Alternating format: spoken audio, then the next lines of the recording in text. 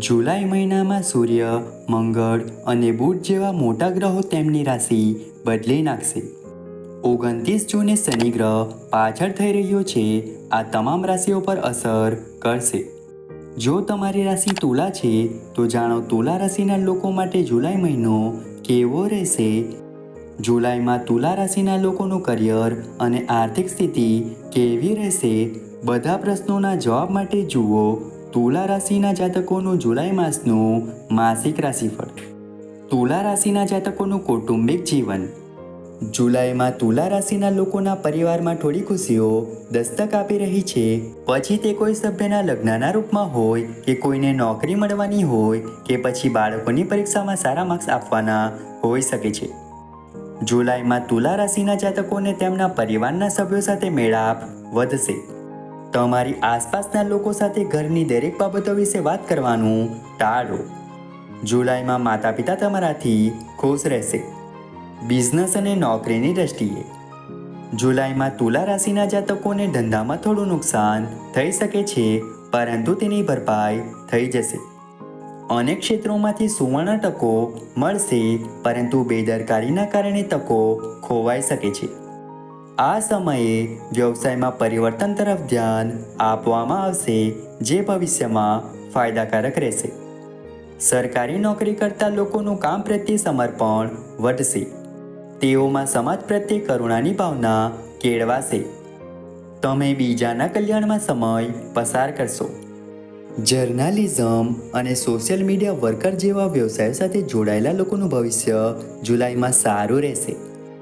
શિક્ષણ અને કારકિર્દીની દ્રષ્ટિએ શાળાના વિદ્યાર્થીઓ જુલાઈમાં તેમની કુશળતા સુધારવા પર ધ્યાન કેન્દ્રિત કરશે.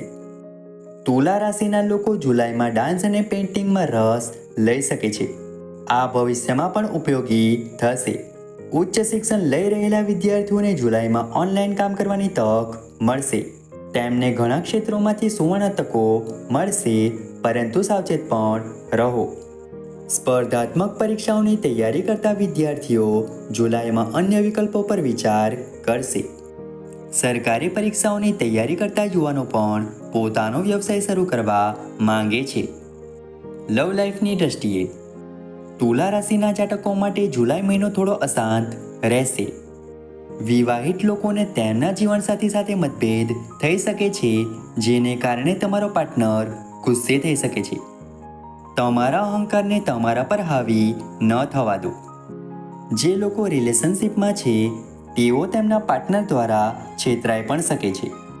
લગ્નની રાહ જોઈ રહેલા લોકોને જુલાઈમાં લગ્ન પ્રસ્તાવ મળશે, પરંતુ તેમાં રસ ઓછો રહેશે. જુલાઈમાં તમારું મન થોડું ઉદાસ રહી શકે છે, જે વર્તનમાં અસભ્યતા તરફ દોરી શકે છે. આરોગ્યની દ્રષ્ટિએ શારીરિક રીતે તુલા રાશિના જાતકોને જુલાઈમાં નાની નાની બીમારીઓ સિવાય કોઈ તકલીફ નહીં પડે. આ મહિને તુલા રાશિના જાતકોને માથાનો દુખાવો, ઘૂંટણ કે કમરનો દુખાવો, શરદી કે ખાંસીથી પરેશાન થઈ શકે છે. થોડી ચિંતા રહેશે, જે ડિપ્રેશન તરફ દોરી શકે છે.